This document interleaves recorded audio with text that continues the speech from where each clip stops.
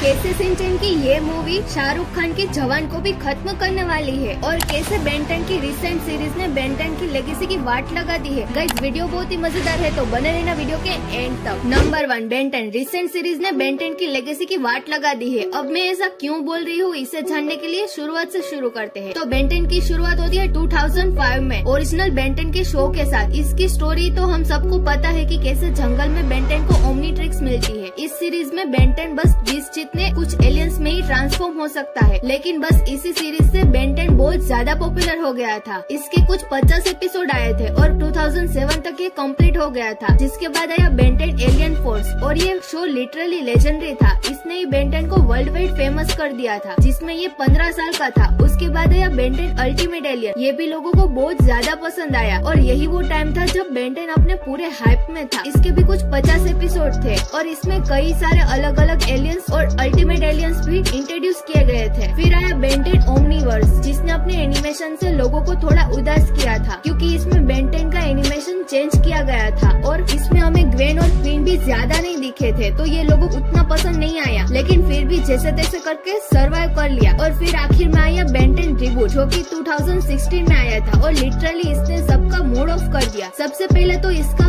Animation बहुत बेकार था और इसमें बेन 10 को एक पूरा कार्टून और बच्चों जैसा बना दिया गया था। बेन 10 के कैरेक्टर में जो मजा था वो इस वाले बेन 10 में नहीं था और इसी वजह से उसे काफी ट्रोल भी किया गया और ये लिटरली बेन 10 की लेगेसी का फेलियर था और इसके बाद कोई भी सीरीज नहीं आई, जो कि आज और भी सैड बात है। Number 2, Shinchan. ये इंडिया का सबसे पॉपुलर कार्टून में से एक है। 1919 में इसका मांगा निकला था और ये इतना ज्यादा पॉपुलर हुआ कि 2 साल के अंदर ही इसका एनिमेटेड शो शुरू हो गया था। शुरुआत में इसका एनिमेशन उतना भी ज्यादा अच्छा नहीं था, लेकिन उसे इंडिया में फिर भी एयर किया गया। इन 2 एपिसोड्स को आपने देखा ही होगा। 1992 से लेकर 1994 तक ये एपिसोड इंडिया में बिल्कुल अनसेंसर्ड तरीके से लॉन्च किए गए थे, लेकिन फिर इस पर बैन लगा दिया गया। लेकिन फिर इसी के बीच एनिमेशन को काफी ज्यादा इम्प्रूव किया गया था। 1998 तक इसका एनिमेशन इम्प्रूव हो गया कि हम टीवी पर देख सके। इसके एनिमेशन को बहुत अच्छा बना दिया गया था। अब जो टीवी पर एपिसोड्स आते हैं वो मोस्टली यही वाले एपिसोड्स होते हैं, जो कि 2005 के बीच लॉन्च हुए थे, जिनके एनिमेशन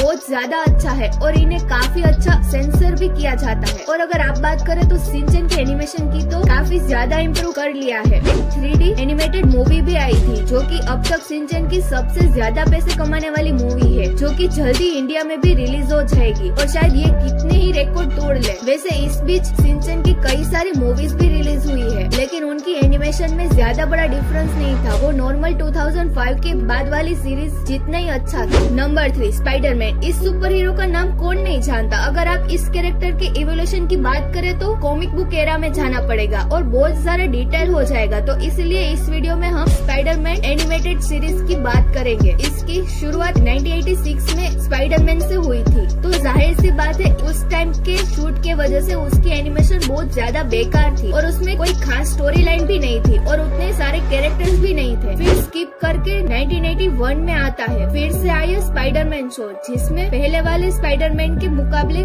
ज्यादा कैरेक्टर्स और स्टोरी लाइन डेवलपमेंट था, जो कि थोड़ा पॉपुलर रहा। तो इसी वजह से उसी साल के एंड में 1981 में स्पाइडरमैन एंड फ्रेंड्स करके और एक सीरीज को रिलीज किया गया, जिसमें और भी 2 सुपर हीरोज थे स्पाइडरमैन के साथ। फिर आया 1984 में, जिसमें आया स्पाइडरमैन एनिमेटेड शो, जो कि एक काफी पॉपुलर रहा। फिर 1989 में आया स्पाइडरमैन अनलिमिटेड, जो कि आप में से कुछ ओल्ड स्पाइडरमैन फैंस को पता होगा। ये इंडिया में काफी पॉपुलर हुआ था और 2000 में स्पाइडरमैन एनिमेटेड शो का एक और वर्जन आया, जो कि काफी ज्यादा बुरा था और इसका एनिमेशन लोगों को बिल्कुल पसंद नहीं आया। उसके बाद फाइनली 2008 में आया द स्पेक्टेकुलर स्पाइडरमैन, जो हम सब ने देखा है। ये सीरीज बहुत ज्यादा अच्छी थी और इसने ही इंडिया में स्पाइडरमैन का हाइप क्रिएट किया था। फिर 2012 में द अल्टीमेट स्पाइडरमैन लॉन्च हुआ, जो कि इंडिया में काफी ज्यादा सक्सेसफुल रहा। ये सीरीज डिज्नी HD पर आई थी और फिर सीधा जंप करके 2017 में आया मार्वल स्पाइडरमैन, जो कि लोगों को बहुत पसंद आया। और फिर 2018 में आया Spiderman enter the spider world, जो कि बहुत ज्यादा हिट मूवी रही थी। और अभी Spiderman across the spider world को हम कैसे भूल सकते हैं, जिसमें इंडियन स्पाइडरमैन भी है। गाइस, आपको आज की वीडियो अच्छी लगे तो वीडियो को लाइक करें और ऐसी अमेजिंग वीडियो के लिए चैनल को सब्सक्राइब कर लें। Thank you for watching.